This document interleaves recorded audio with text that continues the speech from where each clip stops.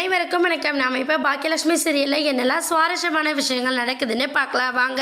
Gopi ராதிகாவை meet பண்ணி பேசியே ஆகணும் அப்படின்னு சொல்லிட்டு கோர்ட்டுக்கு போறாங்க. கோர்ட்ல போனதுமே அவங்க லாயரை மீட் பண்ணி பேசிக்கிட்டு இருக்காரு நம்ம கோபியோட லாயர் என்ன பண்ணனா, சார் நீங்கள் வந்து ஜட்ஜ் ஐயா முன்னாடி ஒரே ஒரு தடவை இல்லை எத்தனை தடவை கேட்டாலும் சரி எனக்கு டைவர்ஸ் கொடுக்க விருப்பம் இல்லை அப்படிங்கிறத மட்டும் நீங்கள் தெளிவாக சொல்லிடுங்க, அதுக்கப்புறம் இருக்கிற விஷயத்தெல்லாம் நான் பார்த்துக்கிறேன் அப்படின்னு சொல்லிட்டு நம்ம லாயர் சொல்கிறாங்க. உடனே கோபி வந்து சரிங்க சார் நான் கண்டிப்பாக சொல்கிறேன் அப்படின்னு சொல்கிறாங்க. லாயர் ஒரு பக்கம் போயிடுறாங்க.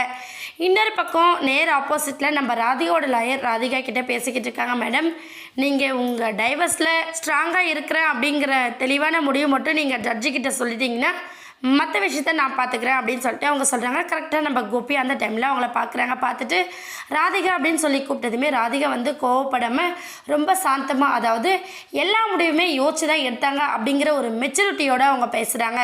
கோபி எப்படி இருக்கீங்க, உங்களோட உடல்நலை எப்படி இருக்குது அப்படிங்கிற மாதிரி கோபியை பற்றி விசாரிக்கிறாங்க. நம்ம கோபி ஒரு பக்கம் சரி ராதிகா என்னை விடு, நீ எப்படி இருக்க, மயு எப்படி இருக்கா, மயு என்னை மிஸ் பண்ணுறா இல்லை அப்படிங்கிற மாதிரி நிறைய கேள்விகளை கேட்குறாங்க.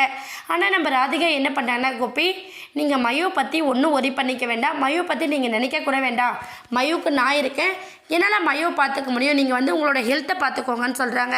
உடனே கோபி வந்து சரி அதெல்லாம் விடு, நீ எதனால் டைவர்ஸ் பண்ணுறதுக்காக இப்படி ஒரு முடிவு எடுத்திருக்க, நம்ம ரெண்டு பேரும் சேர்ந்து வரலாம், நான் தப்பு பண்ணியிருக்கேன், நான் இல்லைன்னா சொல்லலை, எனக்கு ஒரே ஒரு டைம் கொடு ராதிகா, அதுவரையும் நீ என்னை விட்டு டிஸ்டன்ஸில் இருக்குன்னு நினைக்கிறேன், இரு நான் வேண்டான்னு சொல்லலை, அது மட்டும் இல்லாமல் உனக்கு எப்போ என்னோட பேசணும், நம்மளோட ரிலேஷன்ஷிப் எப்போ தொடரணும்னு நீ நினைக்கிறியோ அப்போ நம்ம பேசிக்கலாம், ஆனால் அவசரப்பட்டு டைவர்ஸ்லாம் கொடுக்காத ராதிகா, நீ இல்லாத ஒரு வாழ்க்கையை என்னால் நினச்சி கூட பார்க்க முடியல, இப்போ கூட பாரு நான் உன்னை பார்க்கறதுக்காக உன்னோட வீட்டுக்கு போயிருந்தேன், ஆனால் நீ வீட்டை காலி பண்ணிட்டு போயிட்டா அப்படிங்கிறதெல்லாம் சொல்லி நம்ம ராதிகாவுக்கு புரிய வைக்கிறாங்க. ஆனால் ராதிகா என்ன பண்ணுறாங்கன்னா, என்ன நடந்தாலும் சரி டைவர்ஸ் கொடுத்தாகணும் அப்படிங்கிற ஒரு மைண்ட் செட்டு தான் இருக்காங்க. கோபி வந்து ராதிகா கிட்ட பேசிகிட்டே இருக்கிற அந்த சமயத்தில் அவங்க லாயர் வந்து கூப்பிட்றாங்க. உங்களோட கேஸ் தான் நடக்குது அப்படின்னு சொல்லிட்டு லாயர்கிட்ட கோபி ஒரு பக்கம் சொல்கிறாங்க. சார் கண்டிப்பாக என் ஒய்ஃப் கிட்ட நான் பேசியிருக்கேன், அவங்க டைவர்ஸ் வாபஸ் வாங்கிறதுக்கும் ஒரு வகையில் காரணமாக இது இருக்கலாம் அப்படிங்கிற மாதிரி சொல்கிறாங்க.